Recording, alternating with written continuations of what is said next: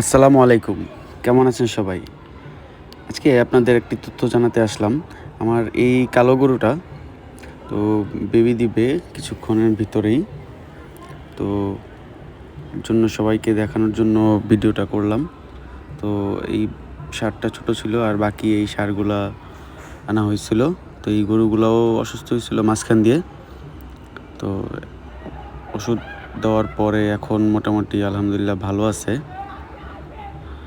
এগুলার আসলে এলএসডি হয়েছিল আর এফএমডি হয়েছিল, সব একসাথেই হয়েছিল। তো আল্লাহর রহমতে সবগুলারে এখন আস্তে আস্তে কমে আসছে। তো ভালোই আছে এখন সবগুলা। তো এর ভিতরে সাদা এই গরুটার হয়েছিল, তো এখন পুরো পরিষ্কার হয়ে গেছে। আর এই কালো গরুটা যে দেখেন বাচ্চা দিয়েছে রাত্রেবেলা। তো এই যে হইতেছে বাচ্চাটা, খুব সুন্দর ফুটফুটে বাচ্চা। দোয়া করবেন। আল্লাহ হাফেজ।